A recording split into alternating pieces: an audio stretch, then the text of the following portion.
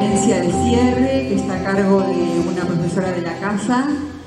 Ella es Liliana Tuccio. Me pongo los anteojos porque si no, no veo lo que tengo que leer.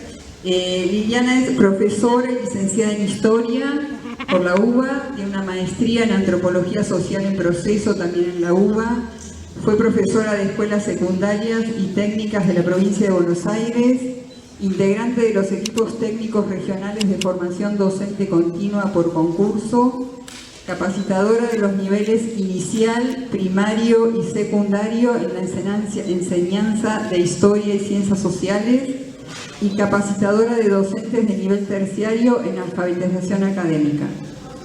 Actualmente es profesora de Historia y Ciencias Sociales en el Instituto Superior de Formación Docente número 34, nuestra casa, de Ciudad Jardín Palomar, y realiza actividades de extensión sobre perspectiva de género. Voy a agregar que también es una profesora muy valorada por los alumnos de la casa por su calidad académica, didáctica y pedagógica. Y bueno, Lili, con todo nuestro afecto, te queremos agradecer.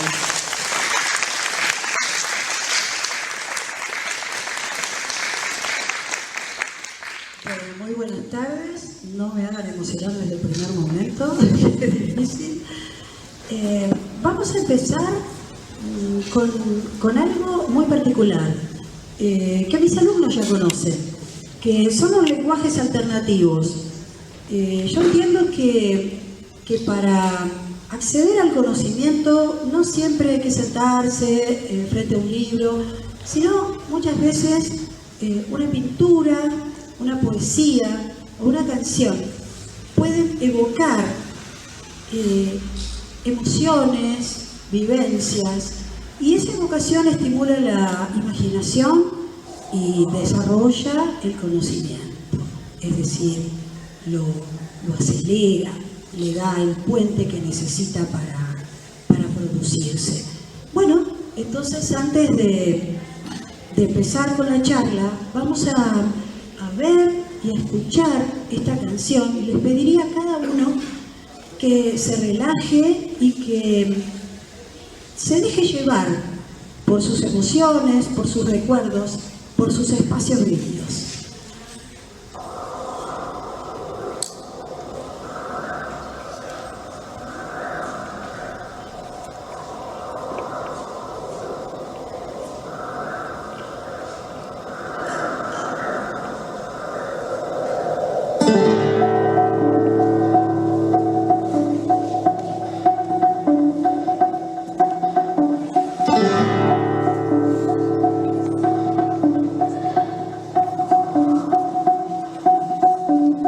Apenas nos pusimos en los pies, comenzamos a migrar por la sabana, siguiendo la manada de bisontes, más allá del horizonte, a nuevas tierras lejanas.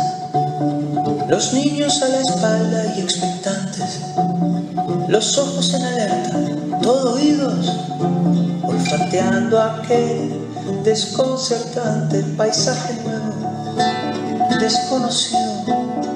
Somos una especie en viaje.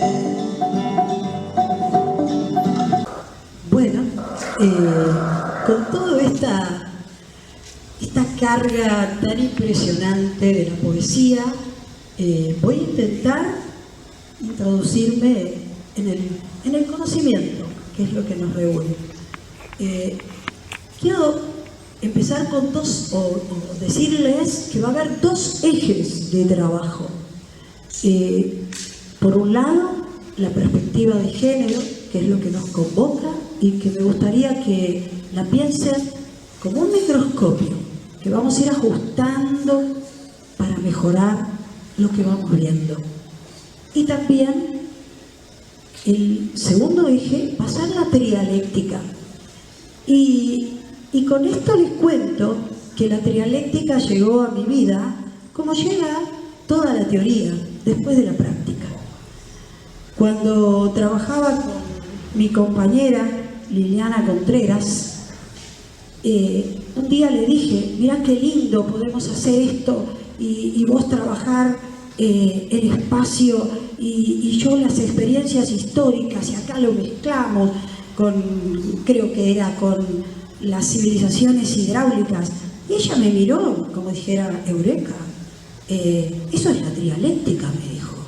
Ah, bueno, le dije yo, dame materiales. Y empecé a estudiar a Henri Lefebvre, a Edward Soja, y comencé a adentrarme en el espacio, en el primer espacio, el espacio físico, el segundo espacio, que es el espacio mental, concebido, pensado, y el espacio vivido, que estaba ahí nomás, ¿no? Que era lo que yo tenía, en la socialidad y en la historicidad. Bueno, sobre esos dos ejes voy a empezar a contar la historia. Después vamos a recopilar un poquito lo que sería la conceptualización. La historia la utilizo simplemente a los efectos de convencionalidad, porque la palabra prehistoria quiere decir que antes de la escritura y del Estado no había historia, cosa que no es así. Las experiencias humanas son muy anteriores, pero vamos a tomarla como paleolítico, neolítico. Son términos que aluden a descubrimientos, hallazgos de piedra, pero fue mucho más que la piedra. Y bueno, nosotros vamos a hablar acerca de eso. Y vamos a partir del género Homo. El primero de estos hallazgos, que es el Homo faber en la garganta de Olduvai, el carroñero, que ustedes saben, ¿no es cierto?, que traía a sus escondrijos lo que habían dejado, las carcasas que habían dejado los otros animales para depostarlo, y eso lo llevó a construir vínculos, cooperación, a organizarse. Y como decimos nosotros, no vamos a hablar exclusivamente de evolución, como hablaba Darwin, de la cooperación y de la supervivencia del más apto. Vamos a tomar el concepto de coevolución, que de alguna manera introduce la cultura, que camina a la par. Y ese Homo habilis de pronto va a encontrar pequeñas misiones cotidianas. Las pequeñas misiones cotidianas es una categoría que yo he creado para mis estudios, y son pequeñas no porque sean intrascendentes, sino justamente porque no se ven, porque son muy chiquitas, pero hacen a la vida cotidiana. Y lo mismo con los valores de sentido. Con estas dos propuestas vamos a caminar el recorrido, ¿no? A recorrer los espacios. Ya en Dremoler vamos a encontrar varias especies que conviven, otra vez, ¿no es cierto? Nosotros acostumbrados a una evolución lineal, ese hombrecito que se iba parando, bueno, no es así. La evolución o la coevolución ha compartido estos espacios con muchísimas especies, de las cuales solo llegamos nosotros. Después vamos a reflexionar por qué creemos que solo llegamos nosotros. En Dremoler tenemos conviviendo, coexistiendo en el mismo espacio al Homo habilis, al Paranthropus, al Australopithecus y también al Homo erectus. ¿Qué tenemos para decir de este género Homo? Que hubo un cambio muy importante en ellos.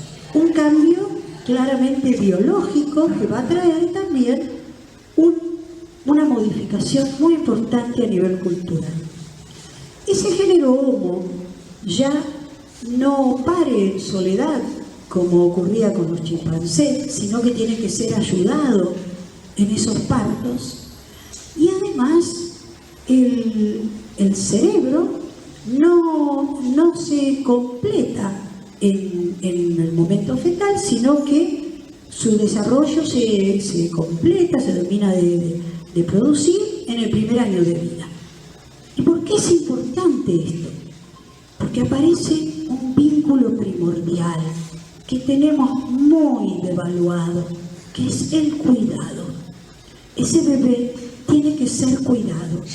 Y allí está el grupo, allí están las pequeñas misiones cotidianas, con los valores de sentido que van a ser nada menos que la vida. Recordemos esto, porque no es menor, no es menor. Como siempre dice Kant, ¿no? Decía que la historia es un diálogo entre el pasado y el presente. Yo voy haciendo preguntas y les voy a dejar más preguntas que respuestas. El cuidado hoy tiene el valor que había tenido en aquel momento cuando supuestamente se decía que eran salvajes. Pensémoslo porque es importante. Y bueno, este Homo erectus, no sabemos por qué, decide migrar, salir a caminar, retirarse. El desafío, como decía Treisler, conocer otros espacios. Y acá vamos a hacer una saga, ¿sí? Les pido un poquito de imaginación. Acá va a estar Andrés, que en griego quiere decir varón, e Inés, que quiere decir mujer. Andrés e Inés se miran, buscan algún recipiente para llevar agua porque ya perdieron la termorregulación de la temperatura, todo ese tema del pelo y demás, que no vamos a explicar ahora, pero que los lleva a tomarse de la mano. Y como decía Erich Fromm, en un libro hermoso que sigue siendo vigente y debiera serlo un poquito más, El arte de amar, se tomaron de las manos por miedo a la separatidad y salieron juntos, Inés y Andrés, y llegaron a Dmanisi, un lugar en Georgia, donde Inés, probablemente por una caída, perdió todos sus dientes. Sin embargo, vivió 6 meses más. Alguien masticó los alimentos por ella. Y este Homo sapiens, Homo erectus, va a emigrar, va a trasladarse y vamos a llegar a Atapuerca. Atapuerca es casi un museo de la evolución. ¿Por qué? Porque en una trinchera, al abrir una trinchera del ferrocarril a fines del siglo XIX, quedan expuestos restos humanos, animales prehistóricos, que prácticamente detallan la evolución. Y allí, en Atapuerca, encontramos 1.300.000 años. Recordemos que toda esta saga empezó casi en el 3 millones, Homo erectus 1.800.000 empieza a caminar, y acá estamos 1.300.000, ya tenemos una mandíbula en la cima del elefante, y encontramos en el 800.000 el Homo antecesor.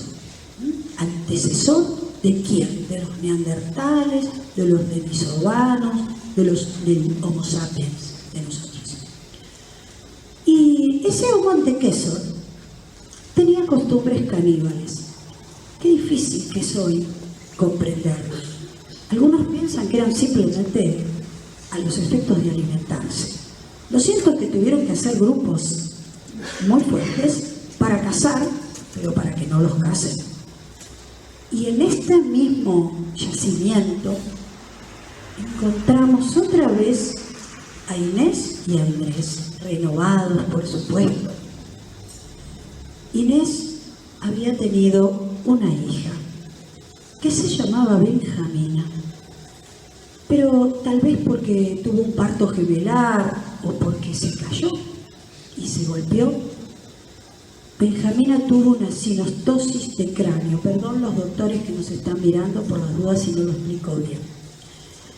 Se sutura antes de salir del útero y entonces no puede expandirse el cerebro y tiene dificultades, es congénita, una enfermedad congénita, y tiene dificultades cognitivas seguramente importantes y también de movilidad. ¿Saben que Benjamina se murió a los 12 años? y está en este cementerio que es la cima de los huesos. Alguien la dejó en ese cementerio, alguien la cuidó esos 12 años, alguien la llevó en UPA porque no podía caminar. Un biólogo, estamos hablando del 430.000 años atrás, estamos hablando de los pre-neandertales. Esta gente también tenía un anciano con una artrosis muy importante y sus restos también se encuentran en la cima de los huesos, donde se encuentran muchísimos restos que han sido dejados allí, han sido puestos a manera de cementerio, y hay una piedra trabajada que le llaman el Excalibur. Esta gente ya tenía un oído que prácticamente era un 70% del oído nuestro actual, y posibilidades seguramente de comunicarse de alguna manera. Y bueno, a partir de toda esta coevolución que vamos viendo, vamos a llegar a nuestros amigos neandertales y vamos a verlos en la cueva del Sidrón. Los neandertales tuvieron muy mala prensa a fines del siglo XIX y principios del XX por el sesgo colonial y racista. Eran salvajes, poco menos que no tenían ningún tipo de forma de vivir civilizada, entre comillas. Y resulta que cuando se los estudia más detenidamente, hoy se considera que es una especie humana extinta, que tenían grupos, que conocían hierbas medicinales, el moho que da lugar al penicilio, el ácido salicílico del álamo y muchas otras hierbas que usaban seguramente para patologías que tenían. En estos grupos es muy interesante lo que pasa con las hembras o las mujeres, vamos a decir. El grupo es patrilineal, pero aparentemente las mujeres se van o se intercambian con otros grupos, no sabemos si se van ellas o las intercambian. Pero el análisis del genoma mitocondrial nos muestra que hay un solo linaje masculino y 3 femeninos. De modo que claramente se da este tipo de acontecimientos. Decimos también que es una especie humana porque entierra a sus muertos y probablemente les haya llevado flores, porque hay polen en Sheridan, en Irán, y probablemente hayan tenido algún elemento de adorno. Hay un libro muy lindo que se llama El collar de los neandertales, pero se extinguieron, no sabemos por qué, no llegaron, pero no por eso tenemos que desprestigiarlos, porque seguramente nosotros tenemos un 2% de genes neandertales, así que de alguna manera están en nuestras vidas, no por hibridación, le llaman flujos genéticos. Pelirrojos que tienen otra forma de ser pelirrojos que nosotros, pero lo eran. Estos neandertales convivieron con otra especie que se descubrió hace poco tiempo, que son los denisovanos, una niña denisovana, ¿sí? Una niña que se encontró un meñique y una parte de una mandíbula en Denisova, en Altai. Y parece ser que tenían buena onda con los neandertales, porque también hubo flujos genéticos. Allí se encontraron todos. Se encontraron los neandertales, se encontraron los denisovanos, se encontraron los sapiens que van a llegar después. Así que debe haber habido alguna fiestita. Porque en la genética está. Así que yo les traigo las pruebas, no me digan que les digo de la nada. Y bueno, llegamos al Homo sapiens, a nosotros, a los cromañones, que venimos de África, otra vez, Inés y Andrés se largaron desde el África y poblaron todo el continente, todo el continente. Se encontraron con los neandertales que se fueron, con los denisovanos que también se fueron, y nos quedamos. Qué loco, ¿eh? Nos quedamos. No sé hasta cuándo, porque si seguimos haciendo lo que estamos haciendo, no tengo mucha seguridad. Inés y Andrés habían construido algo que Cassirer llama el animal simbólico, la cognición simbólica. ¿Cómo llegamos? La verdad, nadie sabe cómo el cerebro es capaz de convertir una masa de descargas químicas y eléctricas en la experiencia de la conciencia. Pero seguramente todo aquel pensamiento presimbólico, no le llamemos pensamiento, estado presimbólico, tiene que haber tenido que ver. Debe haber habido una habilidad latente que la cultura, a través de la coevolución, ha estimulado. Lo cierto es que el lenguaje no es nada más que un instrumento para comunicar nuestra vida y nuestras ideas. Es el pensamiento mismo, es el proceso. Con el lenguaje categorizamos, nombramos y a veces no queremos nombrar. Hay palabras de las cuales no hemos querido construir un significado porque no podemos asumir que existan. Este pensamiento simbólico que va a plantear la posibilidad de describir, de nombrar lo material y lo imaginario, es muy importante, porque este pensamiento simbólico va a permitir que ese Homo sapiens comience a construir otro tipo de relación que tenga que ver con elementos que no se ven en la realidad, pero que se construyen en el imaginario. Y entonces, otra vez, Inés y Andrés van a estar en juego. Imagínense, Inés en el abrigo, o por ahí después Andrés le construyó una choza que después se desmonta. Pero lo que pasa es que como Inés y Andrés se llevaban re bien, seguían teniendo hijos. Y Inés no podía sola con esos hijos. Pero ¿saben quién estaba con Inés?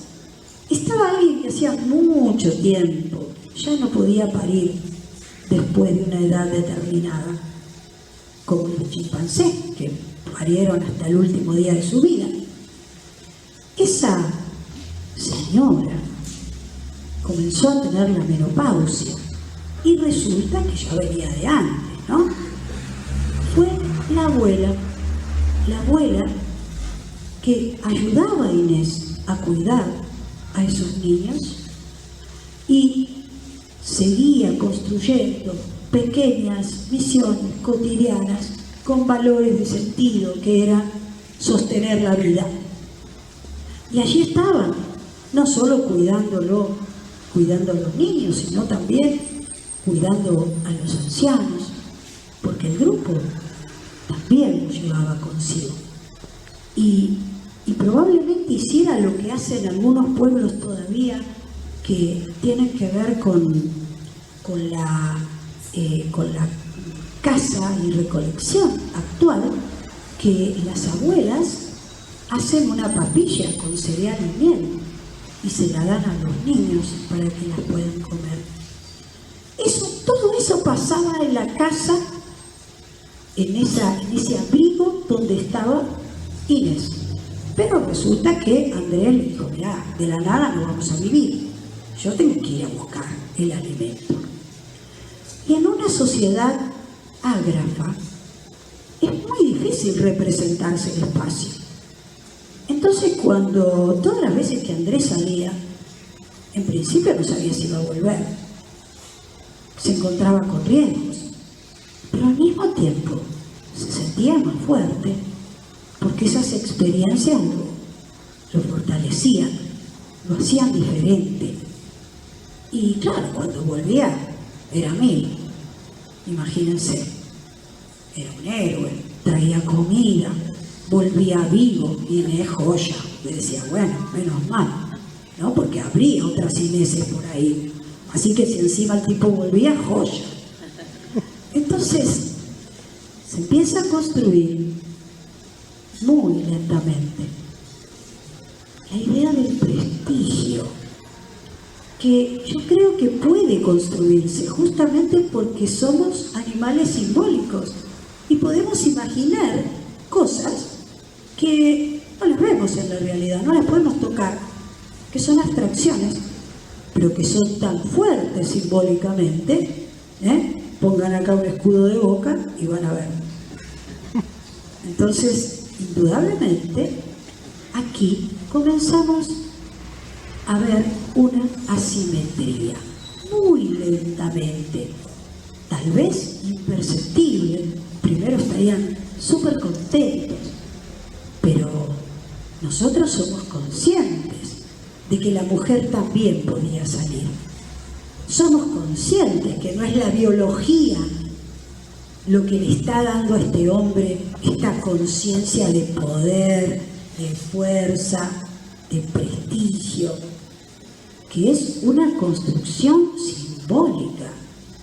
Lo que ocurre es que este espacio percibido que él va a tener y que va a convertirse en un espacio concebido, porque es un espacio mental, pensado, que él se lo puede imaginar y se lo cuenta a Inés. Porque Inés, ¿dónde está? Está en el espacio vivido, el espacio de la historia, el espacio de la biografía. Ya viene y le cuenta, mirá lo que me pasó con tu madre, me dejaste a tu madre, mirá lo que me pasó. Pero él viene con todo y todo el mundo lo escucha. Y lo escucha, ¿saben por qué? En sociedades actuales de cazadores-recolectores no van todos los días a cazar. Van un día, después van otros grupos y se comparten. Era una sociedad que compartía el alimento.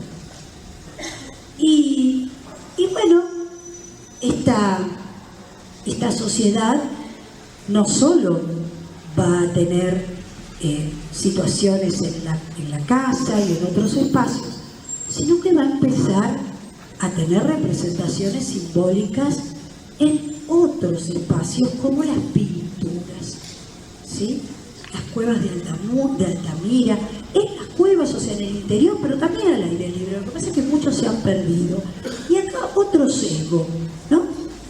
El hombre prehistórico pintaba, no sabemos. Hay algunas que sí, de las cuevas de Altamira, en las que están viendo, supongo, hay un grabado, porque hicieron todo, chicos, hicieron escultura, o sea, trabajaron con el volumen de la piedra, hicieron pintura, y el grabado decía que probablemente lo hubiera hecho un hombre, porque no hay hierro, hay un punzón de obsidiana, a lo mejor, y se hizo de una. Pero hay pinturas de mujeres, y hay mujeres pintadas, como la Cueva de la Araña, en Valencia, que es una mujer apicultora. Entonces, saquémonos de encima esos sesgos, porque seguramente las mujeres también pintaban.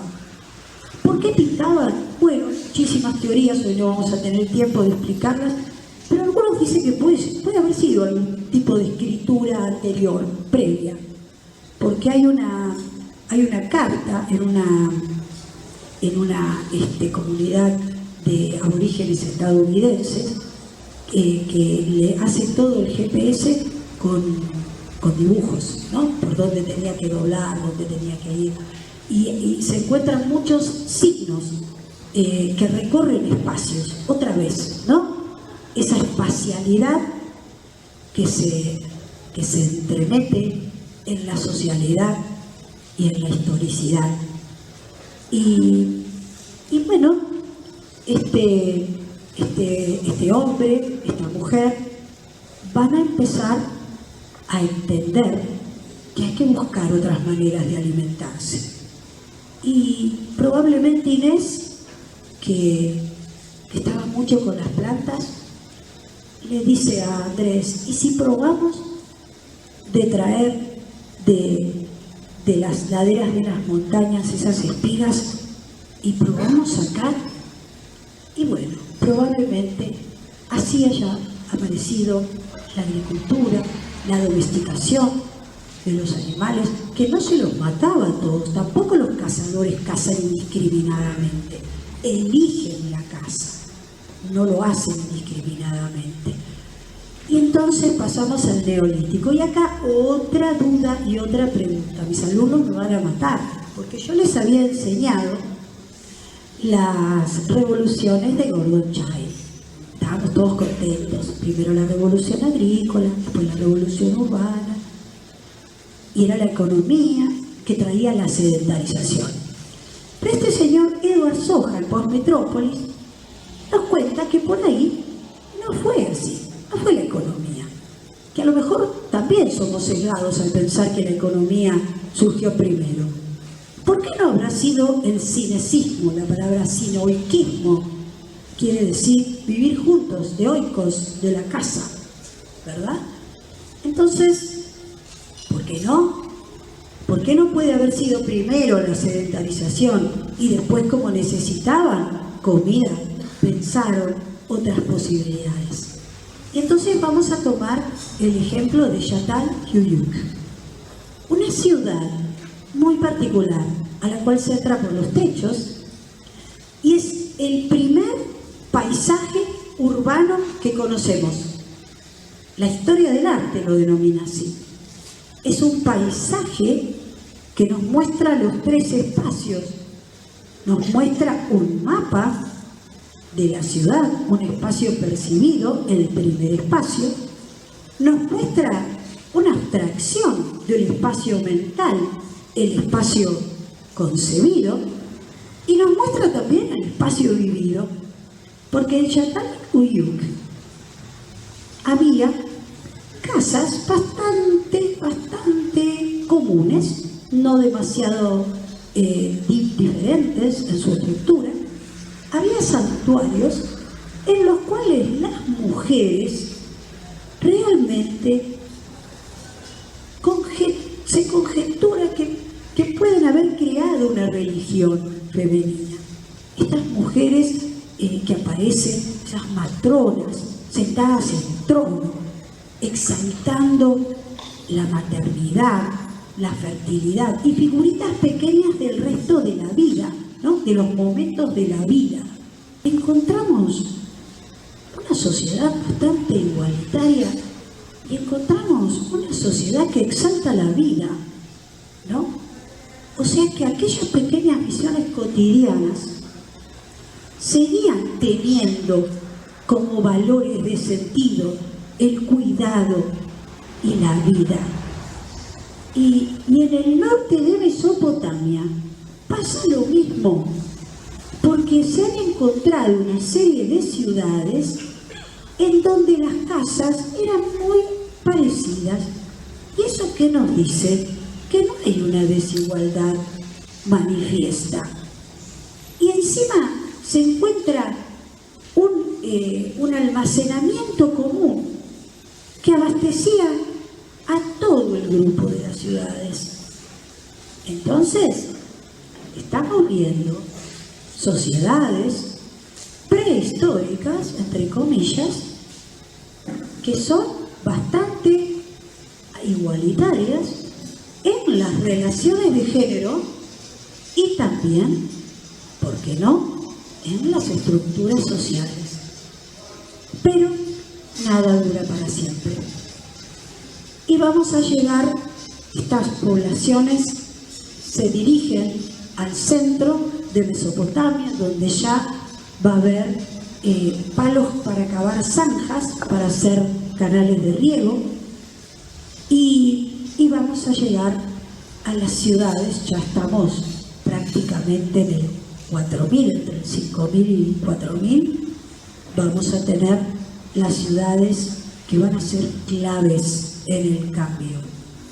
La ciudad de Ubay, que la conocen por el mito de Gilgamesh, seguramente, y el del diluvio, la ciudad de Eridu y la ciudad de Uruk, que van a ser las claves de lo que después va a ser las ciudades de Ur, Lagash, Ebla, y las que van a formar parte del reino de las ciudades-estado súmeras o sumerias. ¿Por qué digo que nada dura para siempre? Porque en este momento de la historia, en la llamada Revolución Urbana para Chay, Segunda Revolución Urbana para Soja, en este lugar se van a dar las claves tanto de la desigualdad de género como de la desigualdad de estructura, podemos decir con una palabra que no corresponde, pero para que se entienda, de clase. Y entonces vamos a ver que por un lado va a surgir el patriarcado y por el otro el Estado. Diría Prilliot, que mis alumnos ya lo tienen conocido, que el Estado se ve en las prácticas y en los efectos de las prácticas. Y vamos a ver que poco a poco el poder controlado y modelado de las prácticas cotidianas, así como de las prácticas espaciales, se va tornando fuertemente concentrado, centralizado y dominado por los varones. ¿Por qué? Porque ese rey, que antes era un rey de alguna manera electivo, que había llegado por el prestigio, que venía de las jefaturas, por la guerra, por el prestigio, de pronto va a empezar a ser hereditario. Y hay que cuidar la especie, hay que cuidar la descendencia. Eso es lo que quiere cuidar. Entonces, paralelamente que la mujer va dejando de tener lugar en la sociedad, como era, pasaban Yatal Uyuk, que tenía un poder social, queda muy poco en el matrimonio sacro, se ve que aparece allí, pero poco, aparece también, miren, en Gilgamesh aparece la tabernera, o sea, en ese tiempo todavía tenía cierta posibilidad de libertad. Bueno, a partir del Estado y sobre todo del Estado autoritario, la mujer va a quedar relegada al aspecto doméstico y el varón va a ir a la asamblea, va a ir a la ciudad. Esto es muy importante, porque como dice Philip Abrams, dice que el Estado es en realidad la máscara que previene la política, y yo diría que previene que nos demos cuenta que a Inés le empieza a ir peor y que va a ser sometida. ¿Y saben qué es lo peor? Que esto se va a regularizar, ¿no es cierto? Se va a normalizar, se va a hacer constante. Y entonces, no sé si me van a matar, ¿sí? ¿Está muy bien? Bueno, porque a mí me dejan ir. Bien. Y entonces pasamos a Grecia, ¿no? Pero Grecia no es todo Grecia. Grecia fue también Creta, en donde aparentemente la mujer tenía una vida social compartida con los hombres y eran palacios sin murallas, mis alumnos lo deben recordar. Era una sociedad que no se encuentra restos de, digamos, no se encuentra violencia, por lo menos en los hallazgos obtenidos. Es una sociedad donde no se encuentran esclavos tampoco, ¿no? Sí el Sumer, Pero nada dura para siempre. Vienen los micénicos, los aqueos e implantan no solo la guerra, las murallas, ¿no? Otra vez volvemos a ¿cómo se llama? Circunscribir el espacio, ¿no? Lo volvemos a pensar, pero fíjense que el espacio no es ajeno, ¿no? Ese espacio está pensado y está intervenido por el poder.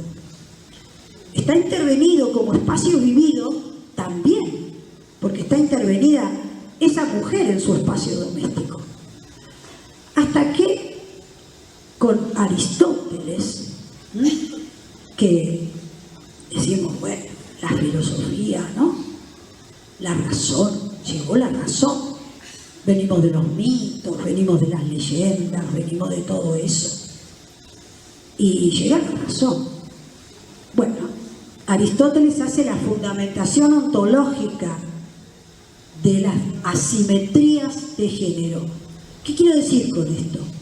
Que él, como era biólogo, dice, sí, es verdad, las mujeres y los varones pertenecen a la misma especie, pero el hombre es superior.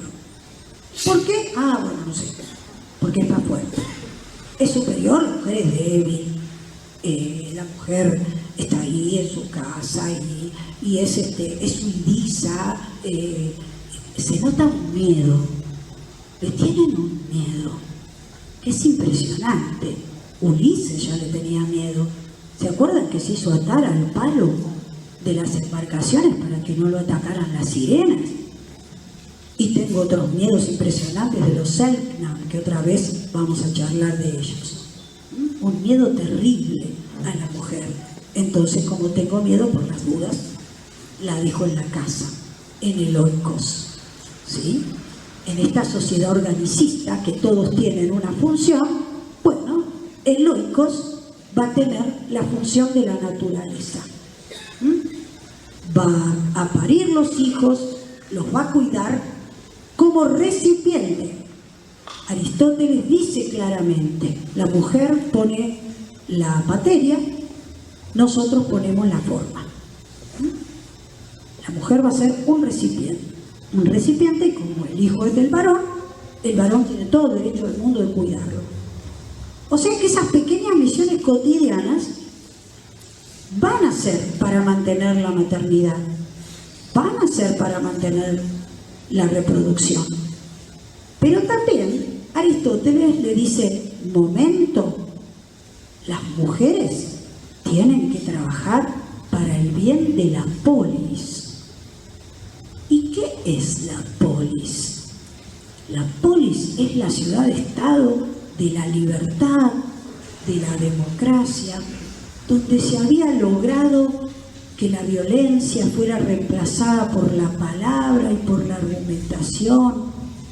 Pero resulta que esa plaza está llena de varones, que son los únicos que tienen la razón, la cultura. Son los únicos que pueden hablar. Y de esa forma, otra vez el espacio se escinde, pero se escinde de acá en adelante. ¿Sí? ¿Por qué? Porque miren lo que pasa. El oikos, que es la casa donde están las mujeres y los esclavos, no tiene leyes, tiene voluntad del jefe, del patriarca, del varón. Y el ágora, la asamblea, la polis, por supuesto tiene leyes. Las casas están divididas así. Por eso les digo, miren cómo el poder interviene. El espacio a nivel político de la ciudad, que se determina claramente para cada uno, pero también en las casas. Adelante está el androceo, que son los varones, y atrás está el gineceo, que están las mujeres. Allí se plasma, y se plasma desde la filosofía. Y en la Edad Media, recordemos, los que somos grandes y estudiamos latín en la facultad, con un pretérito perfecto, decían Aristóteles dixit. Y si Aristóteles dixit, olvídate. ya no hay nadie que diga otra cosa. Pero como esto no alcanzaba, los teólogos cristianos dicen, bueno, la ley natural es la ley de Dios. ¿Sí? Si Dios ha determinado la naturaleza de esta manera, bueno, es trascendente, es una ley trascendente, no la podemos discutir. Por supuesto que siempre hubo gente que lo discutió, pero así le fue. Eso no implica que no sigamos discutiendo. Y bueno, aquellas mujeres de Atenas que decía Chico Buarque no tienen voluntad, no tienen sueños, tienen presagios, no tienen gusto, tienen miedo apenas. El miedo es una emoción prístina, antropológica, que toca el nervio de una emoción que alerta de la amenaza de vida. O sea que si yo construyo relaciones con miedo, claramente la resistencia va a ser muy difícil. De todos modos, yo seguí misiones cotidianas de resistencia.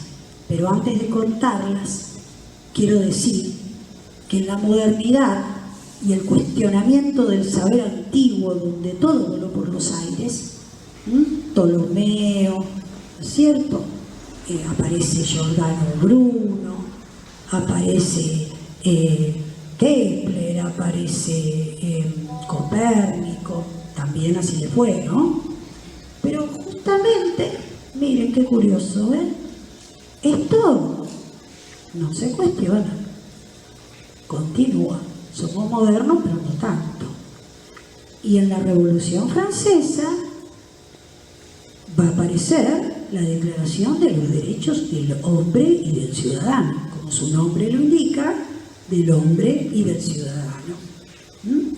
Y Olympia de Gors, que quiso plantear, che, flaco, las mujeres también estamos, bueno, un día la llamaron, le tocó la guillotina. Y bueno, y todo esto tuve continuo, ¿no? O sea, sigue así, y tanto así que en nuestro país los derechos civiles la mujer los obtiene en 1926. Hasta ese momento seguía siendo tutelada como en las viejas épocas. Los sociales en el 33, los políticos en el 49. De todos modos, eso no quiere decir que hayan cuestionado esas asimetrías y esos derechos. Yo trabajé en mi tesis de licenciatura La mujer obrera y la participación sindical entre el 30 y el 43. Y trabajaban mujeres judías. Curiosamente, hay un libro que se llama El Movimiento Obrero Judío. Movimiento Obrero Judío. Y las mujeres que eran un montón, bueno, sí, están ahí, pero no participaban. ¿Cómo no participaban?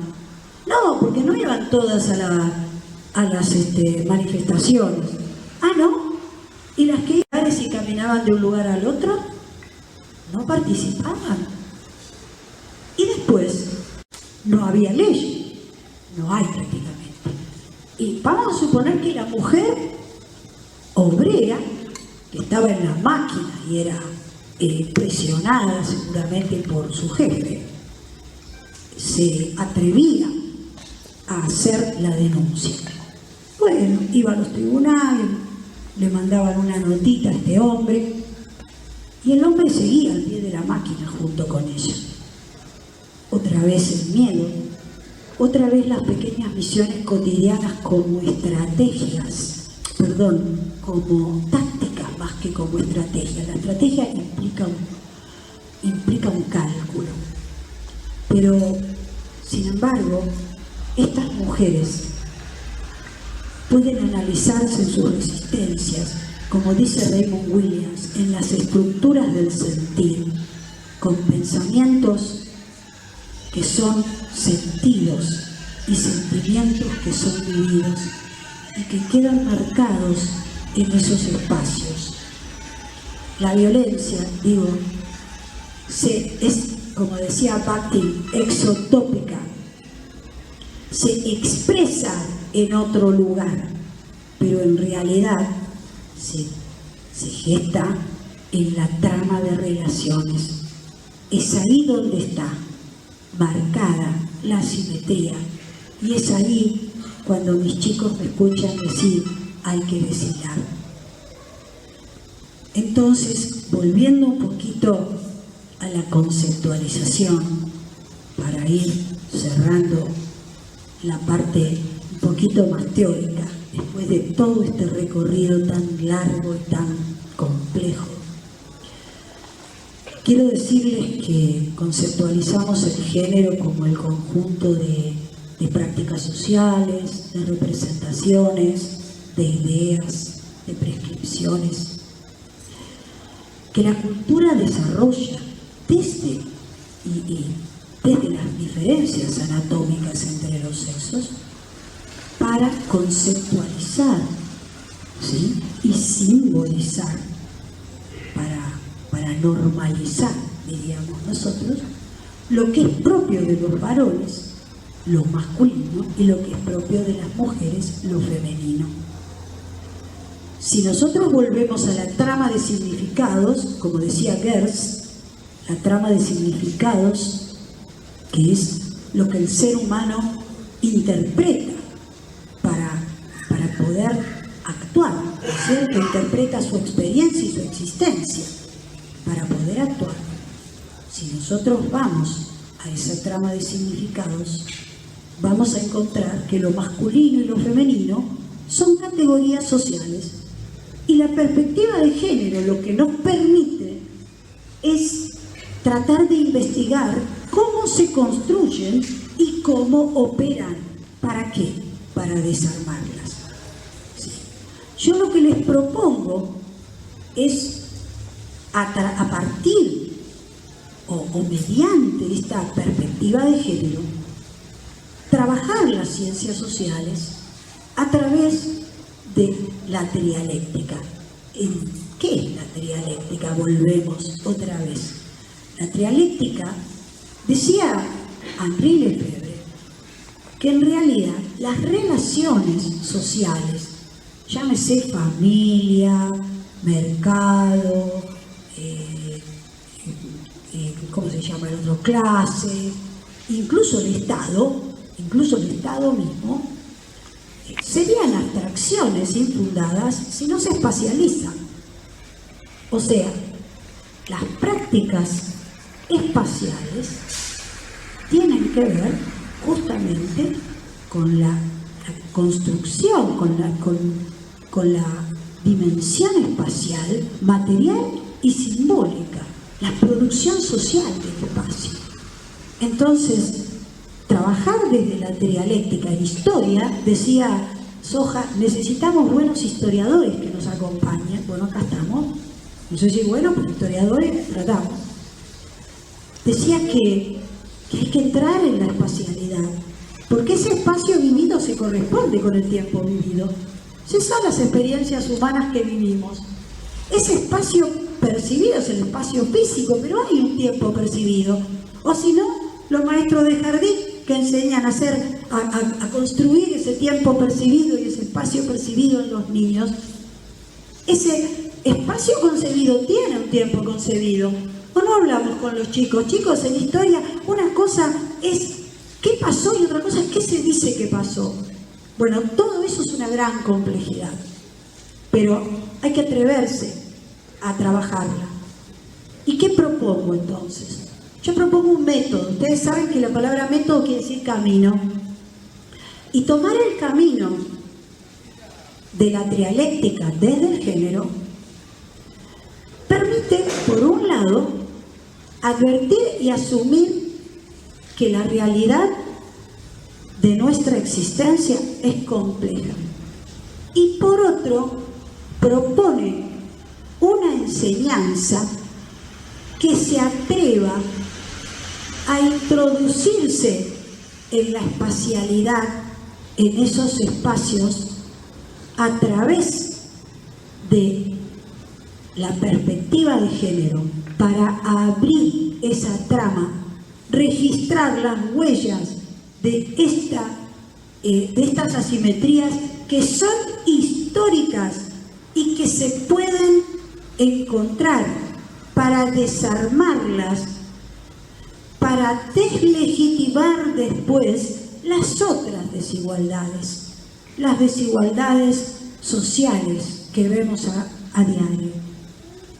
Y fundamentalmente entiendo que este camino nos lleva a poder transformar la sociedad y lograr una sociedad más justa. Yo quiero concluir con un tema de un cuento de Borges, que es el Aleph. Aleph es la primera letra del alfabeto proto-cananeo, hebreo, fenicio, griego y latino. Es la A, que aparentemente era un buey si lo damos vuelta. El Aleph, decía Borges, que en un lugar del sótano de un amigo había un punto fulgurante, tornasolado, que si uno lo miraba fijo, veía en ese espacio todos los espacios y al mismo tiempo simultáneos. Esto es lo que les estoy proponiendo, chicos. Desarmar la trama, no para destruir, sino para deconstruir, para ver qué hitos todavía tenemos que sostener, porque nos han enriquecido, qué prácticas cotidianas, qué cuidados tenemos que restablecer, qué valores de sentido tienen que estar direccionados hacia la vida. ¿Qué hay más importante que la vida? ¿Qué hay? Pero al capitalismo le vino bien esta escisión de espacios. Le vino bien, porque claro, el cuidado se devaluó. ¿Cuánto pagan por el cuidado? O sea que hoy todo bien. Decimos sí, las mujeres son iguales, el género, todo lo demás. Es más, casi hasta lo decimos en lenguaje inclusivo, pero se sigue pagando poco, ¿verdad? Entonces esto es lo que hay que desentramar. No vamos a destruir todo, pero sí vamos a aprender a construir una sociedad más justa. Miren, chicos, yo recuerdo hace 20 años, casi 15, 20 años, yo tenía un alumno de la técnica. Yo había estado explicando, habíamos estado trabajando género, porque yo ya lo hacía en ese tiempo, y habíamos leído una noticia que hablaba de un conductor televisivo que ustedes conocerán, que denigra a las mujeres habitualmente. Y cuando terminamos de hacer este análisis y de leer la definición de Girls y todo esto, yo pregunté, y bueno, y ahora, si queremos cambiar esto que está pasando, la sociedad que estamos viviendo, ¿qué harían, chicos? Y uno me miró, sereno como los chicos, así, simple, ¿no? Sin ningún tipo de problemas, me dijo: hay que deslegitimar la trama de significado, profesor. ¡Fua! Dije yo. Me acerqué, le di un beso y les juro que no paro de hacer esto. Y quiero terminar estos recorridos de espacios y de tiempos. Quiero terminar con un gran agradecimiento, porque esto es el instituto. Acá está lo que hacemos.